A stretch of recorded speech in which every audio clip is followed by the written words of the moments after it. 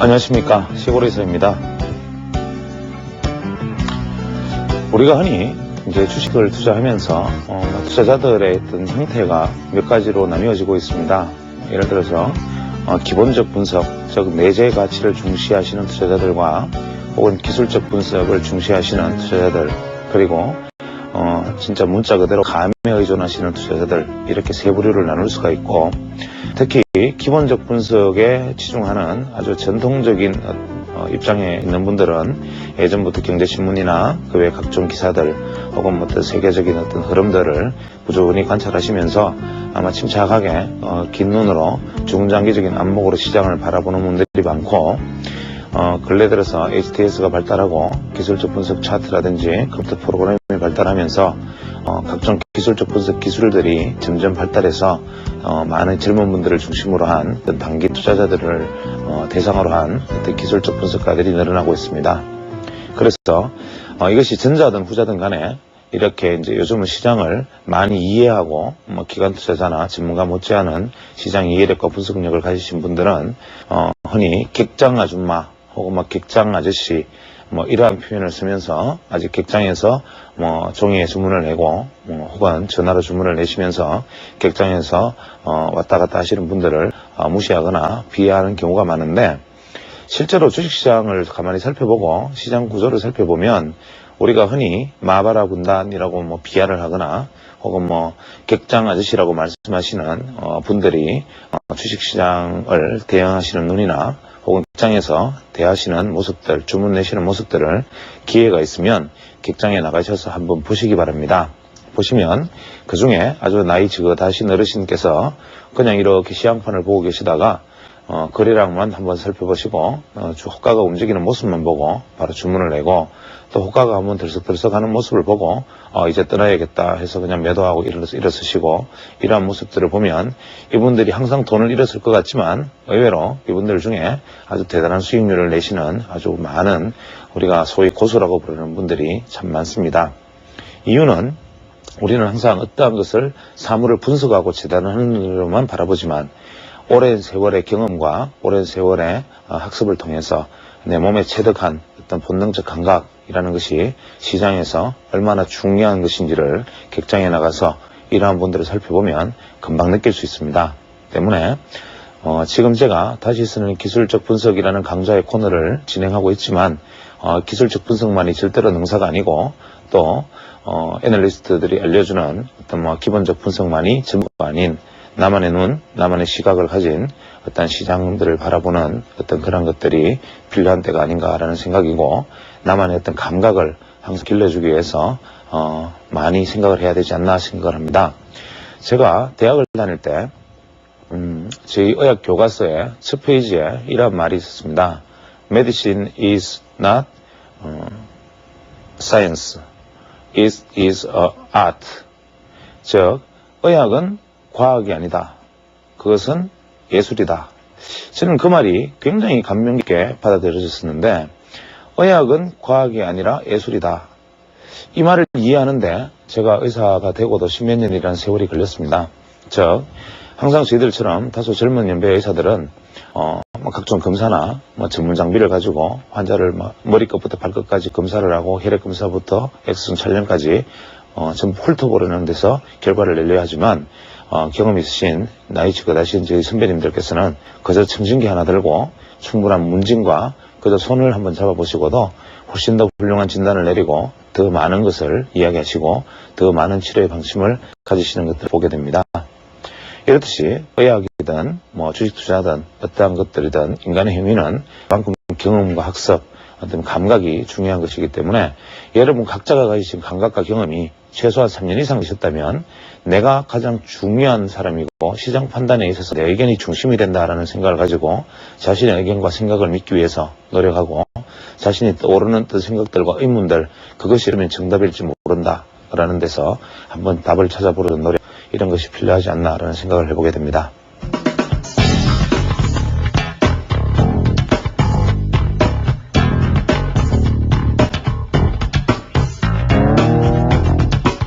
제가 항상 자꾸 이야기하는 이 각도라는 것을 시장에서 처음 이야기했던 분에 대한 말씀입니다. 즉, 이 각도라는 것이 뭘 의미하느냐면 우리는 시장에서 차트를 볼 때 차트는 X축과 Y축, 즉 X축을 가격으로 두고 Y축을 시간으로 둔 차트를 봅니다. 요즘은 1980년대부터 개인용 컴퓨터가 많이 발달하면서 이 차트라는 것을 투자자들이 많이 활용하기 시작했는데 그 이전까지만 해도 차트는 손으로 그려졌던 부분들이기 때문에 이 차트에 대한 효용성을 많이 실질적으로 검증할 기회는 그렇게 많지 않았습니다. 그런데 이 이후에 80년대 이후에 우리는 차트를 보면서 항상 이 가격축과 시간축 속에서 이 가격의 높낮이에만 신경을 쓰는 주가 분석 패턴을 가지고 갔었는데 이 가격의 높낮이에만 신경을 쓰다 보니까 이 가격의 고점과 저점을 잡는다는 것은 결국 장님 몽골이가 만지기식으로 예측이 불가능했고 특히 이러한 상승 파동이 진행될 때 이 상승 파동이 여기서 끝날지 여기서 끝날지 여기서 끝날지 하는 것은 일단 우리가 그 당시에 뭐 가봐야 알고 당해봐야 할 정도의 수준인데 이 각도에 관련된 이야기를 이미 1910년에 게임이라는 분이 이 각도라는 것을 주목을 했습니다. 이분은 이러한 HTS 상에서의 시간대 가격, 즉 시간이 일정한 간격으로 예를 들어 일봉이라면 하루 1, 2, 3, 4, 5, 6, 7, 8일이 지나가고 가격이 예를 들어서 100원 단위라면 혹은 1000원 단위라면 하루 시간이 지남에 따라서 주가가 만약에 따라서 오른다면 이 각도는 이러한 각도를 보일 것이다. 예를 들어서 시간이 진행되는 데 따라서 주가가 이렇게 오른다면 이 각도는 이렇게 가파르게 갈 것이다. 그래서 각도가 몇 도냐, 어디에 해당하는 각도냐만 이야기하면 결국 시간 대비 각을 꺼보면 현재의 가격은 얼마다라는 것을 저절로 알 수 있기 때문에 이 각도라는 개념은 이 시간이라는 것이 반드시 포함되어야만 나타난다. 즉 우리가 시간이라는 것을 배제하고 그냥 가격 자체만 놓고 보더라도 높낮이는 나타나지만 이것을 한 개의 줄로 각도라는 말로 표현을 하게 되면 이 각도라는 말이 함의하고 있는 말은 가격과 시간 이 말입니다. 그래서 각도라는 것을 이야기하면 그것은 바로 시간을 담고 있다. 이것이 중요한데 이러한 차트 개념이 등장하기도 전에 이 개인이라는 분은 모는 종이 속에 이렇게 촘촘한 모무는 종이 속에 가격을 기입하고 가격을 기입해서 스스로 각도를 그려가면서 다음 시간에 각도를 예측하고 다음에 주가를 예측하고 해서 그 당시 면화, 선물, 그 다음에 뭐 석유, 금, 은 이러한 거래에서 거의 90%가 넘는 아주 뭐 획기적인 수익률을 올리는데 성공을 했습니다. 근데 이분이 뒤늦게 주목받은 제일 큰 이유는 1972년에 무라카미라는 분이 일본에서 이 각도라는 이야기를 들고 나와서 파동론에 있어서의 각도를 처음에 얘기를 했습니다. 그래서 이 부분에 대해서 다음에 이야기할 기회가 있겠지만 파동각이라 그래서 파동의 저점을 연결한 이 각, 이것을 일본에서 70년에 들고 나오면서부터 시장의 각도라는 것이 새로 한번 기술적으로 재조명을 받게 되는데 저는 이분의 어떤 이론들에 대해서 처음에 접했을 때 지난 시간에 제가 말씀드리기를 저는 이분의 책을 접하는 순간 이 개인이라는 분의 책을 접하는 순간 충격을 받았다 이런 표현을 드렸습니다. 즉 이분의 책에 쓰여 있는 말들 중에서 세상에 모든 지수는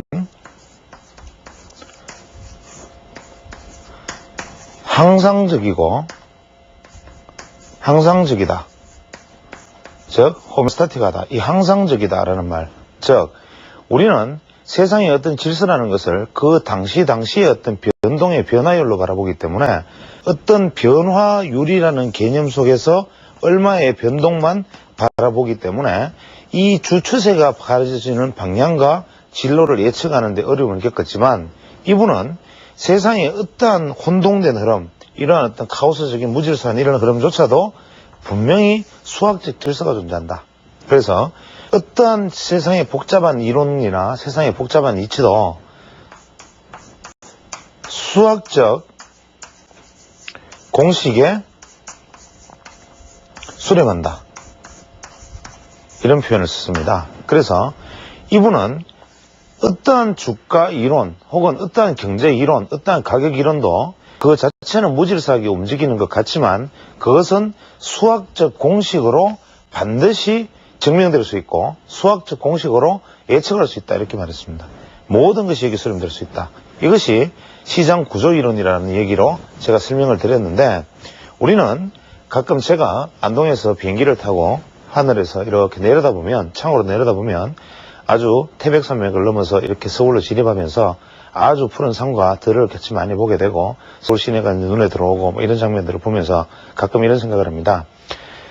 저 산은, 저 강은 1000년 전에도 저 산과 저 강은 저랬을 것이고 10,000년 전에도 저 산과 저 강은 저랬을 것인데 우리는 현재의 모습들 그 자체만이 현재라고 생각하고 있고 이 과거의 모습과 현재의 모습이 변해가는 것이 자연의 질서에 따라서 이렇게 왔다는 것을 생각하지 못하고 그냥 현재의 모습 그 자체만을 바라보는 시각을 가지고 있다.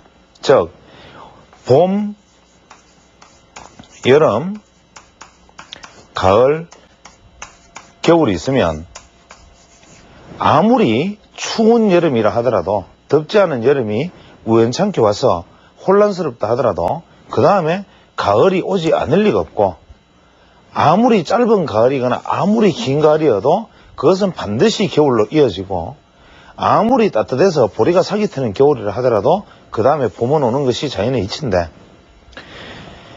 주가도 아무리 주가가 오를 자리에 떨어지고 오를 자리에 떨어도 결국 주가는 자기가 어떤 지점에서는 반등을 하게 되어 있고 주가가 아무리 극단적인 상승을 한다 하더라도 결국 자기 갈 길이 이렇게 가려면 주가는 결국 떨어지게 되어 있다. 이런 어떤 자연의 질서, 우주의 질서 이 모든 것은 결국 하나의 법칙으로 수렴되는데 우리는 이 법칙으로 수렴하는 방법을 무엇으로 찾는가? 이 수렴하는 방법론적을 수학적 방법을 택한 것이 바로 시장 구조이론이다. 이 구조이론의 대표적인 것이 파동론 혹은 개인의 각도이론 이런 것이 됩니다. 그럼 개인의 각도이론은 어떻게 구성되어 있느냐면 개인은 시장을 아예 정해진 각도로 평가를 했습니다. 즉 개인은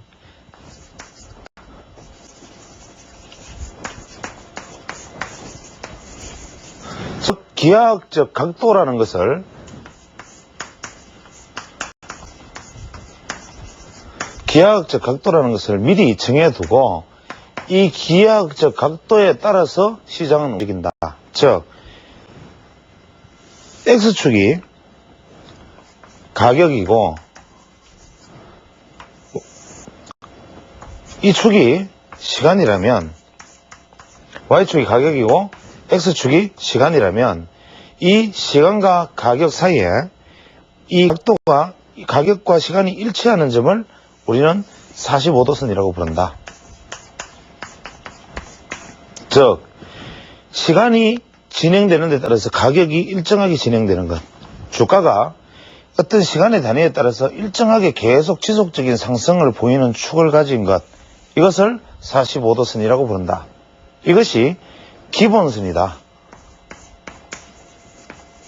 개인이 가장 중요하게 생각했던 이 45도선 이것은 주가의 생명과도 같은 것이다. 즉 우리가 이 안에서 주가가 이렇게 등락을 거듭하고 하더라도 이 주가의 축이 45도선을 따라간다면 이것은 강세다.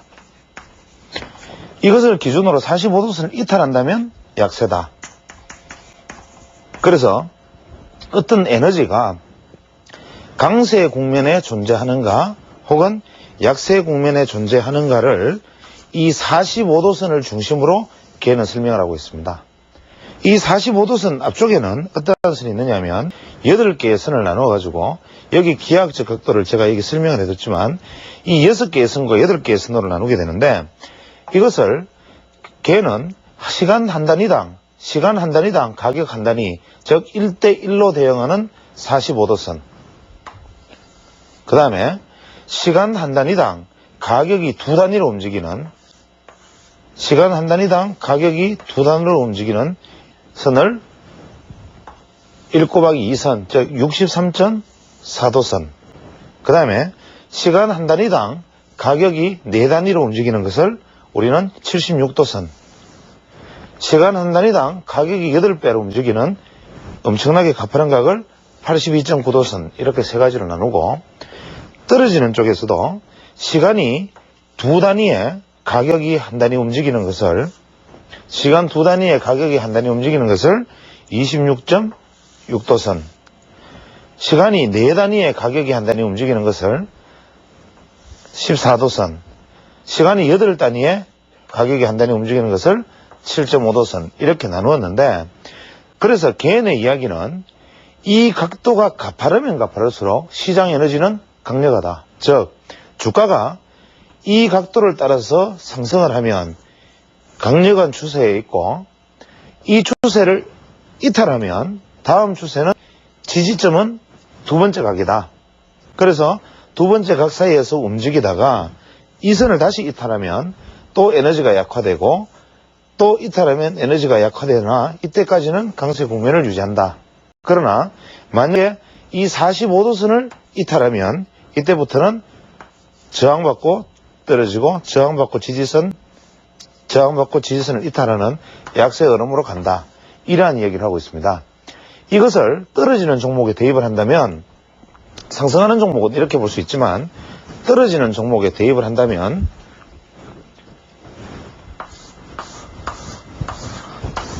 이러한 각도를 만들어서 이렇게 가파르게 떨어지는 종목이 덜 가파르게 넘었으면 반등이다.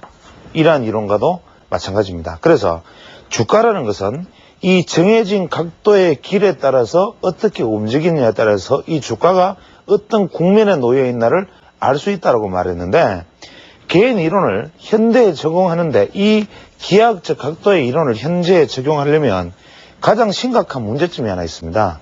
즉, 이것이 각도가 만약에 정확하게 적용이 되려면 우리가 차트 프로그램 자체를 이해를 해야 되는데, 우리가 쓰고 있는 이 차트 프로그램은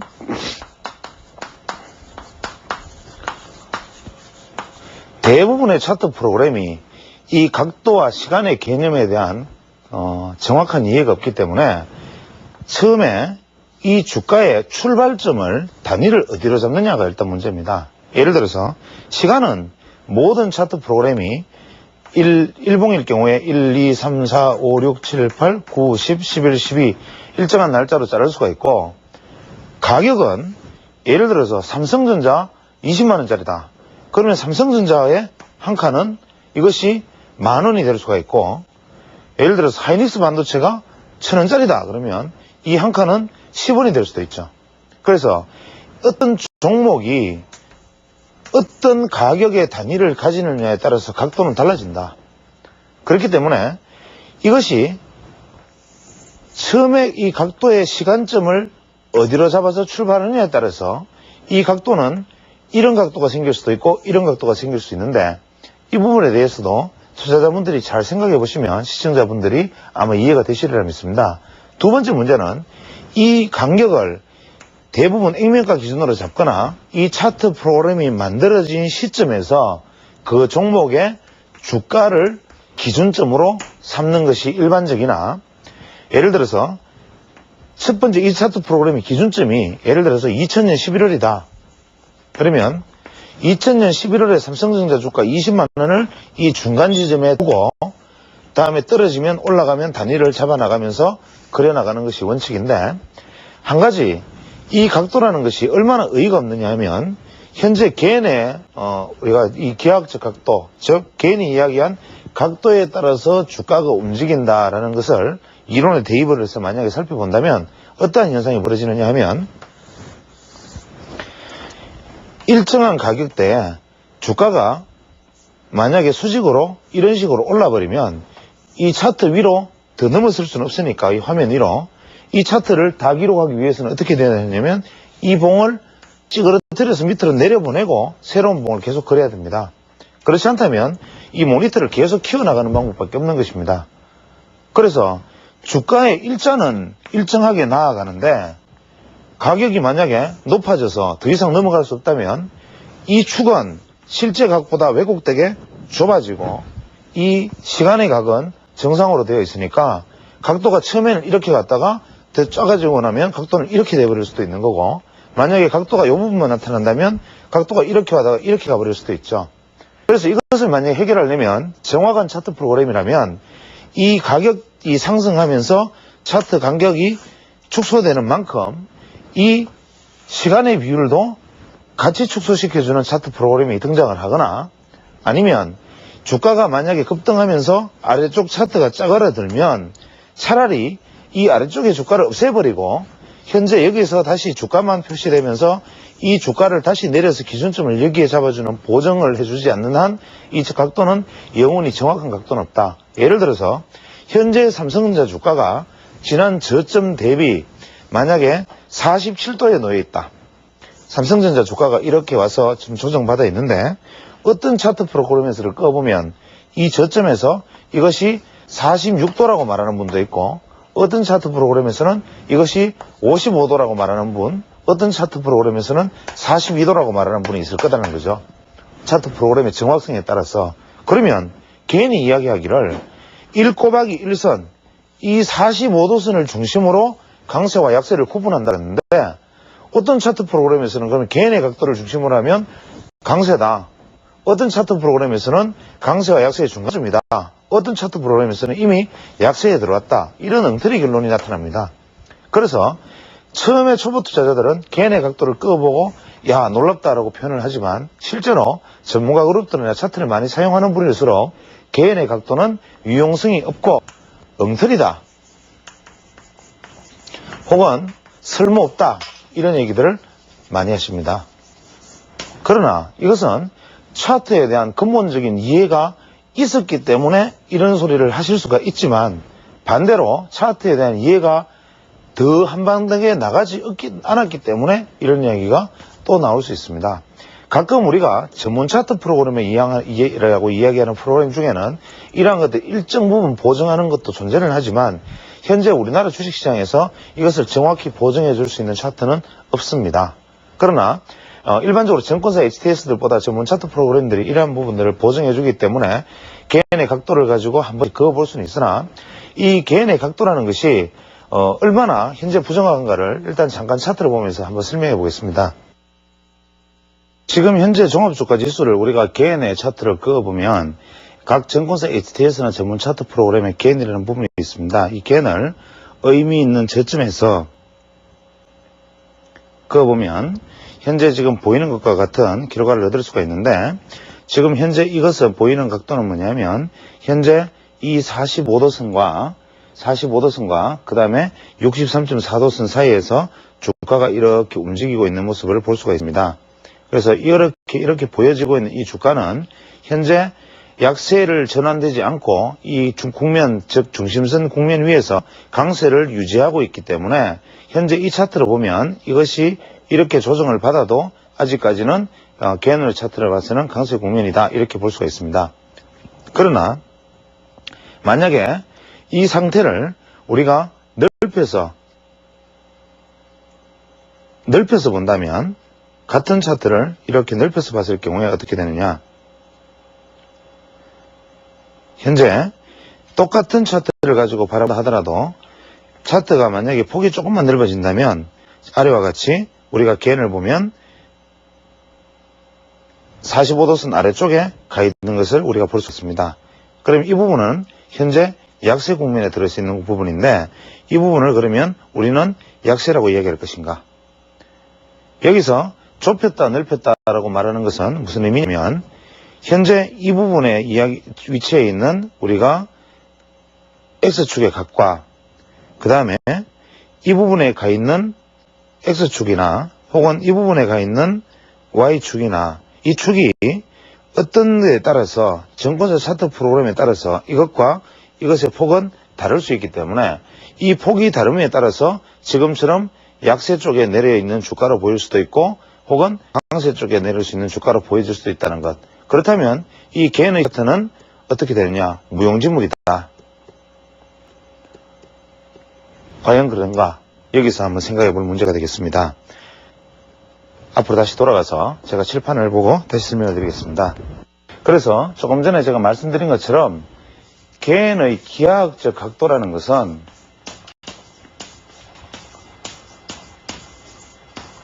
개인의 기하학적 각도는 일단은 현재 기존 HTS나 그 외 각종 차트 프로그램에서는 일단 무용지물입니다. 그 다음에 주가가 변화하는 데 따라서 차트가 폭이 좁아지고 이 X축은 유지되고 이러한 왜곡된 차트가 존재하는 한에서도 이것은 개인의 기하학적 각도는 무용지물입니다. 그럼 걔는 그 당시에 어떤 거래를 했느냐?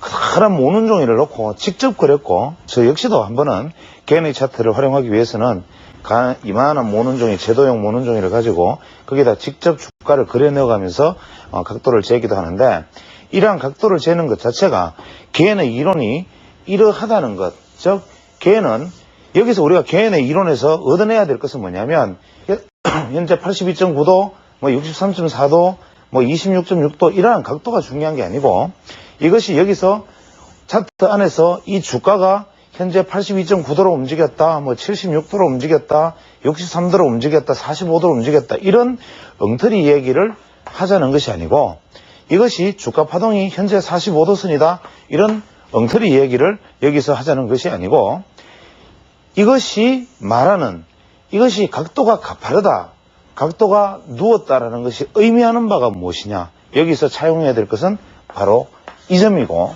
제가 여기에서 바로 그럼 여기에 주가가 도달을 했다면 다음에 주가는 어떤 방향으로 움직일 수밖에 없는 필연이 있는가 이거를 깨면 주가가 약세고 조정을 받는 지지선이 대기하고 있고 또 이것이 깨어지면 다음 지지선이 대기하고 있고 마지막으로 이것이 깨어지면 주가는 약세다라는 수동적이고 피동적인 개인 이론의 활용이 아니고 주가가 만약에 이렇게 움직인다면 다음의 움직임은 어떠할 것이냐의 답을 이 각도에서 내자 이야기를 제가 드리고 있는 것입니다.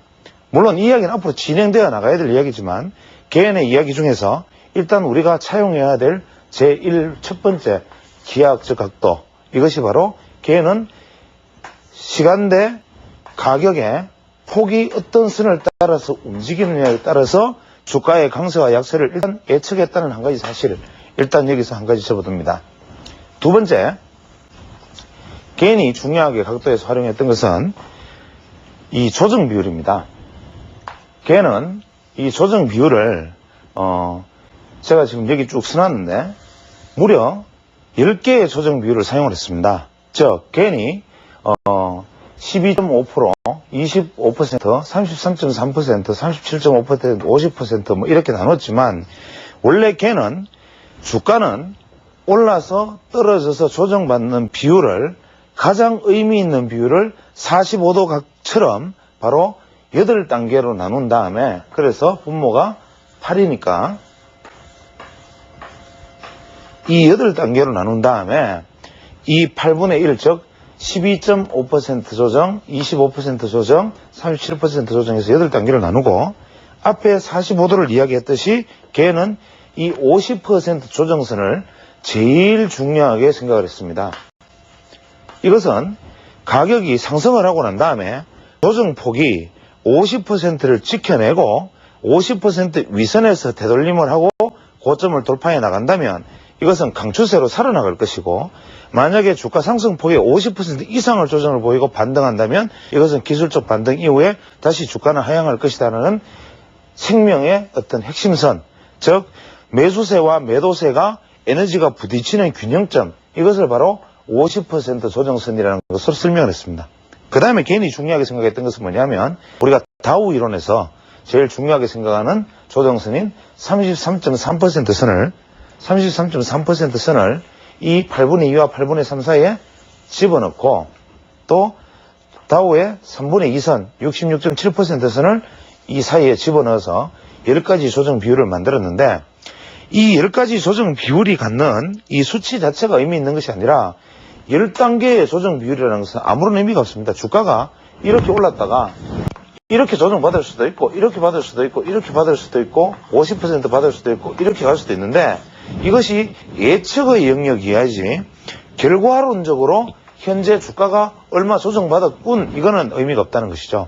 즉, 이 주가가, 그럼 이 중에 과연 몇 퍼센트 선을 디디고 반등을 하겠는가라는 예측이 필요한 것이 기술적 분석인데, 현재 지금 개인의 이야기대로 여기에 디딘다면 37.5%까지 조정을 받는다면 33.3%까지 조정을 받는다면 이러한 대응의 문제로만 접근을 한다면 이러한 개인의 각도 이론이 무슨 의미가 있느냐, 이런 의문이 바로 들 수 있는데, 개인은 이 조정 비율을 해결하기 위해서 이 기하학적 각도가 가지고 있는 맹점, 즉 죽은 각도를 가지고 현재를 바라볼 수 없다라는 이 첫 번째 맹점과 결과론적으로 말하는 조정의 비율이라는 것은 결과론적인 것이라는 이 맹점, 이 두 가지를 합해서 살아있는 이론을 만들어내게 됩니다.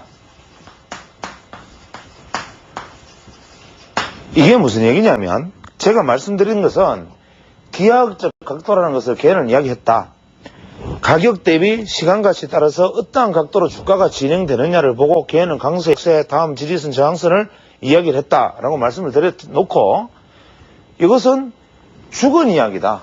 각도는 어떻게 꺼도 마찬가지고 이 각도가 이렇게 있다 하더라도 다음에 어떤 각도로 갈지를 모르는 상황에서, 이 각도의 이탈의 시점이 언제인지를 모르는 상황에서 현재 이 각도를 아무리 꺼놓으면 많아. 그렇다면 우리가 그냥 보통 차트에서 X축, Y축, Y축, X축을 꺾고 난 다음에 내 멋대로 현재 이러한 단계를 나는 100단계가 있어. 그래서 주가가 요까지 갔나, 요까지 갔나, 요까지 갔나를 봐. 이렇게 말을 해도 마찬가지다. 그래서 이런 의미 없이 그냥 그럴듯해 보이지만 이 의미 없는 각도와 이 말도 안 되는 10단계의 조정 비율, 무슨 3단계도 아니고 10단계의 조정 비율, 그것도 후행적으로 결과론적으로 말하는 대응의 문제로 말하는 이 두 가지를 합해서는 살아있는 이론으로 만들어냈다. 어떻게 이것이 살아있는 이론으로 만드느냐, 어떻게 이것이 살아있는 이론을 만들어내게 되느냐 하면, 걔는 이 각도와 조정 비율을 결합해서 주가의 변화율을 찾아냈다. 조금 어려운 이야기가 되는데, 제가 지난번에 말씀을 드리기를 일목균형표상에서 변화율이 존재하는 것은 대응 수치와 혹은 그 다음에 이루어질 수치들을 다 결합해서 그것이 정해져 있는 날짜가 존재한다라고 말했는데, 걔는 어떻게 얘기를 하느냐, 살아있는 이론은 뭐냐면, 개인이 이야기하는 이 중요한 45도선과, 자, 이 차트를 보면 어떤 주가가 이런 형식으로 주가가 이제 형성이 되고 있는데, 이것이 어떤 의미에서 45도선을 꺼버리고, 즉 이것이 주가가 움직이면 왜곡되니까 여기서 영향을 받지 말고 처음부터 45도선이 존재하는 가격대를 미리 지정해버리자. 즉 이 주가가 움직이면 이건 왜곡될 테니까 미리 현 시점에서 1대 1은 얼마, 2대 1은 얼마, 그래서 30일이면 30단위가 올라가선 이 가격은 얼마를 미리 지정된 선을 그어놓고, 올라버린 주가가 조정받는 비율이, 올라버린 주가가 조정받는 비율이 이것과 부딪히는 자리의 의미가 만약에 50% 선이라면, 혹은 여기서 상승했던 이 바닥에서부터 이렇게 와서 이 주가가 여기에 도달했다면, 예를 들어서 이 주가가 이러한 어떤 흐름을 보인다면 여기에 도달했다면, 이것이 이까지 상승폭 비율의 조정폭이 예를 들어서 37.5%라면, 37.5%라면 이 선이 1 곱하기 1선이 아닌 만약에 1 곱하기 2선이라면, 즉 37.5% 두 번째 조정선과 1 곱하기 2선이 만나는 지점이라면, 혹은 1 곱하기 1선 45도선과 50%의 조정선이 만나는 지점이라면 이것은 결정적 변화율이다.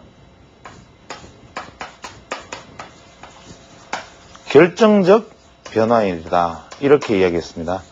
그래서 걔는 항상 선물 거래에 있어서 이날과 이날은 포지션을 극단적인 반대 포지션, 즉 현물과 극단적인 반대 포지션으로 해지를 건 다음에 이것이 여기서 디디고 가는 방향으로 몰아주는, 혹은 여기서 디디지 못하고 무너지면 몰아주는 방향으로 가는 전략을 실제로 구사를 했습니다. 그래서 예를 들어서 좀 더 쉽게 설명을 하면,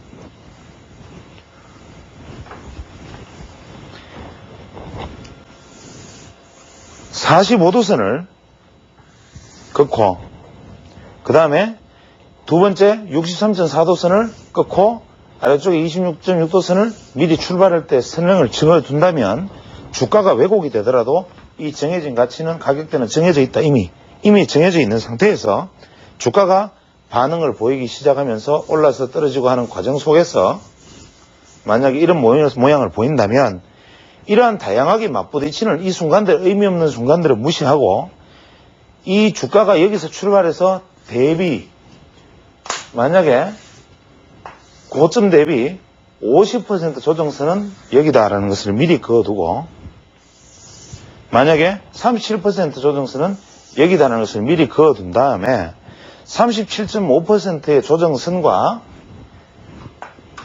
1-2선이 만나는 이 지점, 1-1선이 만나는 이 지점과 50% 조정선이 만나는 이 지점에 오는 것을 주가가 만약에 근접을 한다면, 근접하지 않는다면 다음 변화일로 넘어가고, 근접을 한다면 이것은 결정적 변화일이기 때문에 현물을 내가 매수를 하고 있다면 선물을 해지로 매도를 해두고, 이것이 만약에 무너지면 보유하고 있던 현물을 전면 매도하고, 이 결정적 변곡점에 도달했을 때는 현물을 보유하고 있다면 선물을 매도 포지션을 취한 다음 만약에 디디고 반전만 해주는 모습을 보인다면 결정적으로 선물을 환매수하고 현물을 가지고 가는 전략, 이것이 개인의 투자 전략의 핵심이었고, 이러한 개인의 투자 전략은 무려 98%라는 경이적인 투자 수익률을 가져왔습니다. 그래서 우리가 해지를, 만약에 현물을 100원을 가지고 있는데 선물을 100원을 반대 포지션으로 해지를 한다면 이 사람은 평생 주식 투자에서는 본전 00000 수수료만 낼 테니까, 이 해지라는 것이 현물의 비중을 예를 들어 70이고 해지를 30% 했다. 현물의 비중이 30이고 해지가 70% 되었다. 어떻게 되었든 간에 해지는 문자 그대로 최악의 상황을 상정해서 최악의 손실을 보지 않기 위한 것이 해지이기 때문에 보통은 해지 비율은 현선물이 틀리기 마련인데, 걔는 이 결정적 변화일에는 50대 50의 포지션을 가져가다가 무너지는 순간 현물을 전면 매도해서 정리해버리고, 다시 되돌아가는 순간 선물을 전부 환매수해서 현물을 가지고 강세장으로 이어타는 전략으로 현재까지 그 당시에 어마어마한 수익률을 냈기 때문에 개인은 죽은 이 기하학적 각도와 의미 없는 조정 비율의 이 만남을 가지고 살아있는 이론으로 삼았다, 이 이야기입니다. 세 번째, 개인이 실전 투자에서 사용했던 방법은 뭐냐면, 우리가 카디널 스퀘어라고 해서 카디널 사각형 혹은 기본 사각형 이렇게 이야기를 하는데, 걔는 어떤 주가를, 자연의 수치를, 수학적 수치를 미리 표를 통해서 상당한 수치까지 미리 표를 만들어 둡니다. 예를 들어서 어떻게 만들어 두느냐.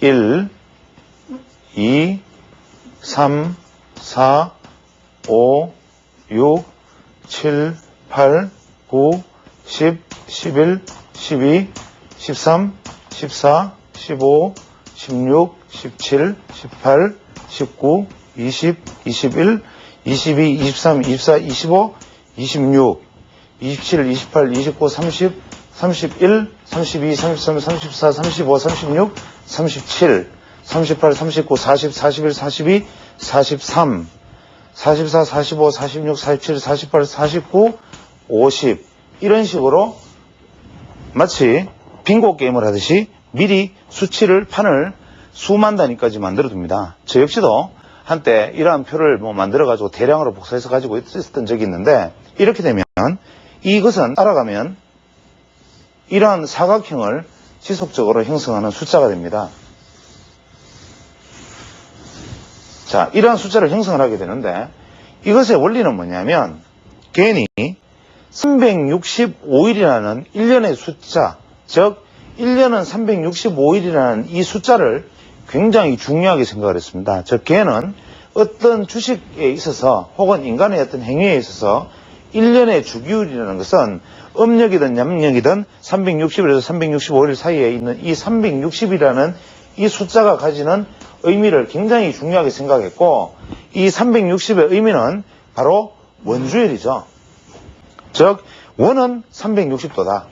한 바퀴를 도는 것이고 이것이 바로 달이 지구를 한 바퀴 도는 것이기도 하고 지구가 태양을 한 바퀴 도는 것에 숫자에 영향을 미치기도 하고 이렇게 해서 하루가 결정되고 이것이 다시 절기를 결정하기 때문에 한 바퀴라는 것, 즉 완전한 형태의 획이라는 것, 어떠한 시점에서 출발해서 한 바퀴를 돌아오는데 우주든 달과 지구의 운동이든 어떠한 것이든 간에 이것은 360도를 한 바퀴 돌아오는 것, 이 360도를 도로 보았으니까 그렇지만 실제로 하루의 날이라는 단위로 바라보았다면 365일이라는 것은 365 단위에 한 단위가 1도라면 365도다. 이러한 관점에서 1부터 숫자를 360도로 돌려가면서 중간중간에 만들어서 이것을 기본 사각형, 카디널 사각형이라는 이름을 붙였지만 사실은 이것이 기본 사각형이라기보다는 카디널 서클 이라는 표현이 더 적합한 표현이 됩니다. 그래서 개인이 쓴 두 번째 The Secret of Cardinal Square라는 책 이외에 Squaring of Price라는 책에 보면 이것을 오히려 Cardinal Circle이라는 표현을 씁니다. 그런데 현재 이 개인이 여기서 말하고자 했던 것은 뭐냐면 이러한 표를 만들어 둔 다음에 이미 자연의 질서는 이 속에 존재하고 있다. 개인이 의미하는 이를 중심으로 한 수평선과 이를 중심으로 한 수직선과 이를 중심으로 한 대각선과 이 선들이 만나는 이 지점들은 대단히 의미 있는 변화일이다.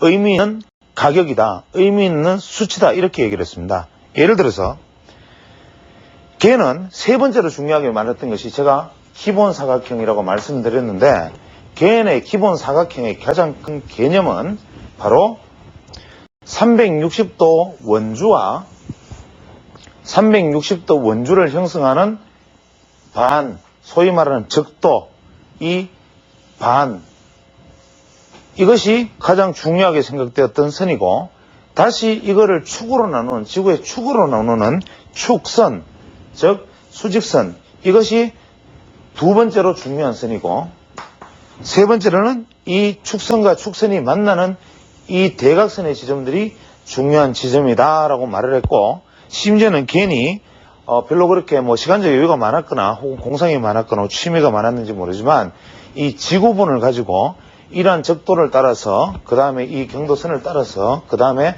이것을 나누어 가지고 현재 이 지점에 위치하는 것들은 기후가 어떤지 이 지점에 어떤 것이 사는지 이 지역의 문화는 어떤지 경제가 어떤지까지 조사를 해놓은 아주 재미있는 리포트가 있습니다. 그만큼 개인은 이것을 하나의 우주로서 자연으로서 법칙으로서 시장을 바라보려 했던 구조학자였고 이것을 시장 분석에 대입했던 사람입니다. 그래서 개인이 가장 중요하게 생각했던 이 수평선과 이 수직선과 이 대각선은 개인 차트 분석에 있어서 가장 핵심적인 역할을 하게 되는데 이걸 카디널 사각형에서 이렇게 그어두고 예를 들어서 오늘의 주가가 예를 들어서 여기가 숫자가 뭐 현재 22에 속하는 오늘 어떤 주가가 22였다 그러면 이것은 다음에 의미 있는 수치는 뭐냐면 지지선은 이 축선에 걸리는 11 이것이 의미 있는 지지선이 되고 저항선은 여기가 예를 들어서 46이라면 이것이 46이 저항선이 될 것이다 이렇게 얘기를 합니다. 또 예를 들어서 오늘의 주가가 예를 들어서 뭐 2라면 개인의 기준으로는 이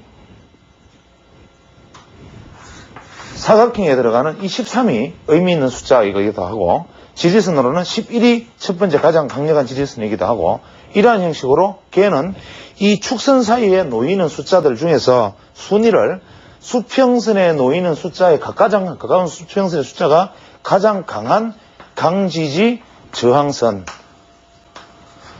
두 번째가 수직선에 있는 것이 두 번째 강한 강지지 저항선. 세 번째가 대각선에 있는 것이 중요한 강지지 저항선. 그래서 예를 들어서 여기가 뭐 551이라면 종합주가주석 551이라면 가장 가까운 이 평행선에 해당하는 게 예를 들어서 650이면 이 650은 무조건 강저항선. 그 다음에 여기 하나 걸리는 숫자가 뭐 예를 들어서 720이라면 두 번째 720이 두 번째 강한 저항선.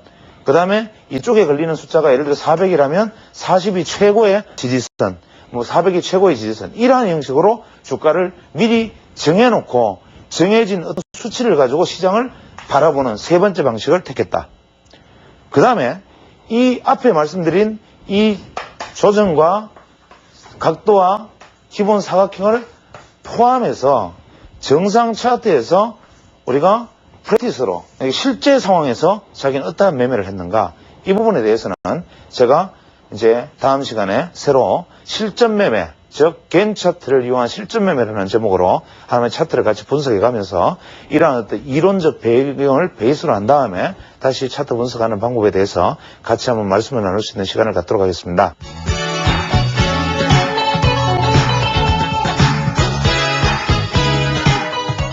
조선시대 선비들 4대부들을 대상으로 팽형이라는 형이 존재했는데, 이 팽형은 예를 들어서 선비가 어떠한 죄를 지었거나 특히 명예를 더럽히거나 혹은 왕실에 반하거나 그 외에 어떤 탐욕을 부리거나 탐관오리의 행동을, 즉 스스로의 어떤 명예를 저버리는 일을 했을 때 귀양을 가거나 혹은 사형을 당하는 타약을 받는 대신 스스로 택할 수 있는 하나의 어떤 대안이었습니다.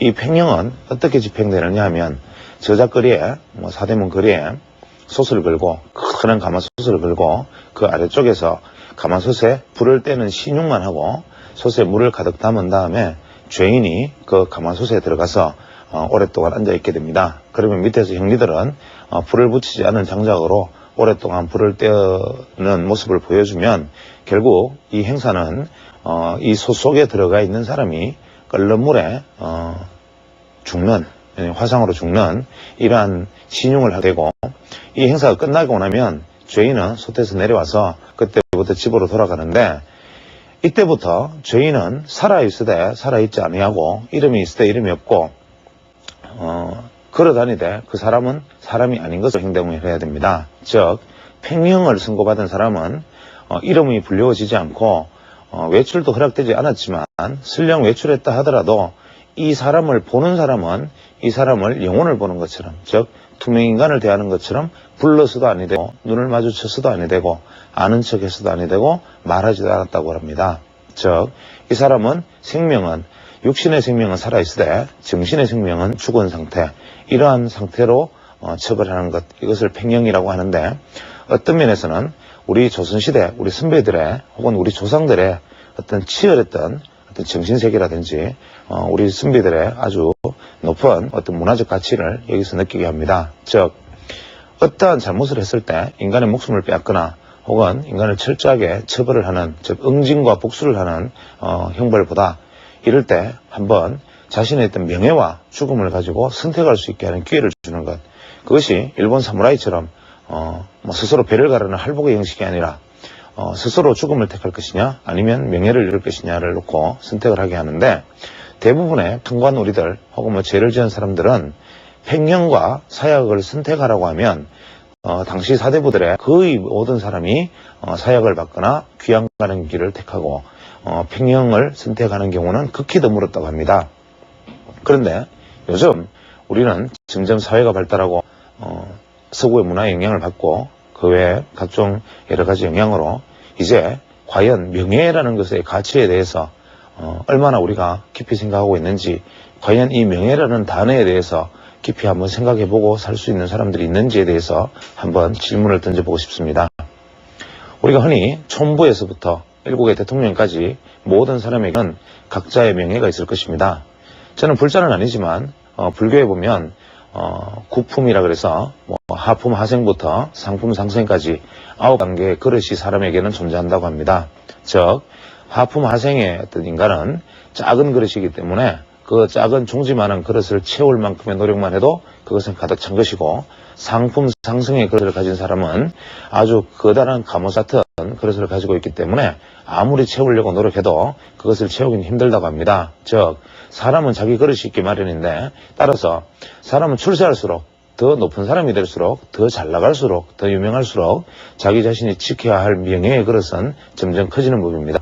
그런데 특히 자본시장을 중심으로 한 이런 증권시장 같은 곳에서는 자신의 이름을 걸고 쏟아내는 리포트, 자신의 회사 이름을 걸고 말하는 어떤 전략들, 그 외에 이러한 어떤 돈과 관련된 부분들에 대한 의견들, 이러한 것들이 과연 회사의 명예, 자신의 어떤 이름의 명예, 이러한 것들이 과연 얼마나 철저하게 지켜지고 있다라고 생각하는지, 자기 자신의 명예의 값어치에 대해서, 자기 자신의 이름의 값에 대해서 얼마나 스스로 고민하고 분민하면서 좀 진지한 어떤 의견들을 내고 있는지, 지난주에서도 계속 기관 투자자들을 질타하는 것 같아서 송구스럽지만, 혹시 이 방송을 보시는 분 중에 기관 투자자분들이 계신다면 자신의 어떤 명예, 회사의 명예, 이러한 것들이 한번 더럽혀지면 영원히 그 명예는 회복될 수 없다는 것, 즉 팽행을 당한 선비처럼 한번 더럽혀진 명예가 되돌아지지 않는다는 것을 꼭 명심하시기를 바라고, 혹은 이것들과 관련되어서 일어나는 각종 어떤 파생된 부분들, 제가 누차 말씀드렸습니다만은 정권시장이 약세든 강세든 어김없이 항상 지난주 대박주를 맞췄다고 주장하는 각 경제지 하단면에 아주 비싼 돈을 들여서 광고를 하는 무슨 투자연구소, 무슨 박사님들, 이런 분들이 투자자들에게 5만원, 10만원씩 얻고, 심지어는 그 자리에 온 사람들을 중심으로 사이비 종교 같은 행사를 벌이면서 수백만원씩 특별회비를 걷어가는 이러한 사람들은 그 신문 하단에 자신의 이름을 걸고 누구누구 소장, 누구누구 박사, 이렇게 이름을 걸고, 과거, 지난주 대박을 예측했다. 항상 지난주 바닥을 예측했다. 지난 수익률이 몇백 프로를 시연했다. 이러한 얘기들을 거침없이 떠들 때, 과연 가슴에 손을 얹고 자기 자신이 거울을 보고 자기 자신의 얼굴이 부끄럽지 않은지, 정말 이 맑은 공기를 같이 마시면서, 정말 이 국토에서 같이 발을 디디고 살면서 다른 사람의 피를, 다른 사람의 눈물을 마시면서 내가 거기에 대해서 양심의 가책을 전혀 받지 않는지에 대해서 다시 두 번째 질문을 드리고 싶고, 혹은 요즘 투자자들이 주식 투자에 대해서 관심이 증가하면서 점점 주식 투자 이론들이나 그 외 기법들에 대해서 배우기를 원하는 모습들이 많습니다. 그래서 요즘은 서점에 가보면 정권 관련 책들이 아주 무수히 서가에 꽂혀 있고, 그 외 기법을 가르쳐주는 학원이나 심지어는 데이 트레이딩 학원, 심지어는 실시간 매매 내역까지 가르쳐주는 아주 다양한 어떤 그런 보조 자료들이 많이 나와 있습니다. 그 중에서도 수익률 대회에서 몇 등을 했다고 자랑하는 인사들은 실시간 자신의 매매를 가르쳐주는 조건으로 CD를 사서 그 자기 자신 실시간 매매 내역을 듣고 대신 회비를, 아주 고액의 회비를 내라. 혹은 책을 한 권 쓰면서 이 책 저 책 뺏겨서 여기 나온 이 지역기 나온 이야기 전부 짜집기 해서 어떠한 양심의 가책도 없이 한 권의 책으로 만들어서 자신만의 대단한 투자 기법으로 선전하는 사람, 심지어는 수천 프로 수만 프로의 수익률을 자랑하면서 자기는 주식 투자로서 엄청나게 많은 수익을 했는데 이 기법만 배우면 금세 나도 그렇게, 당신도 그렇게 될 수 있는 것을 유혹하는 어떤 책을 쓰는 사람들까지, 이 증권시장이라는 곳, 돈이 흐르는 곳, 이렇게 돈이 꼬이는 곳에 고여있는 이 엄청난 사람들, 혹은 이 많이 관련된 사람들이 그 중에서 명예라는 것에 대해서 얼마나 진지하게 생각하고, 자신의 이름에 대해서, 자신의 얼굴에 대해서 얼마나 진지하게 부끄럽게 생각하고 거울을 한번 돌이켜보는지, 저는 좀 더 무리를 일으킬 이야기일지 모르지만 정말 죽은 시체에 몰려드는 채채파리 혹은 쇠파리, 좀 어떤 아주 나쁜 파리들, 혹은 좀 벌레들, 구데기들, 이러한 족속들로 보이는 이러한 사람들이 과연 얼마나 거울 앞에 서서 자기 자신을 볼 때 부끄럽지 않고, 자식에게 당당하지 않고, 자기 이름과 명예에 더럽혀지지 않고, 당대에 스스로 지나서 내가 나중에 나이 들어서 내 삶을 돌이켜 보았을 때 후회되지 않는 삶인지를 한번 되새겨 볼 것을 여기서 말씀드리고, 이러한 분들의 의견을 듣거나 이러한 것들과 관련된 어떤 여러 가지 정보들을 대가를 지불하고 사려는 분들은 정말 이 정보와 이 대가가 합당한 것인지에 대해서도 한번 진지하게 다시 생각해보고, 이러한 어떤 파리들에게 끊임없이 썩은 음식을 제공하면서 계속 기생하게 만드는 수채구멍을 계속 열어두지 말고 차라리 주변 환경을 청소하고 스스로 자신의 영향을 길러서 이러한 어떤 나쁜 사람들이 모여들지 않게끔 스스로 정화하는 데 한번 나서보았으면 하는 바람입니다. 감사합니다.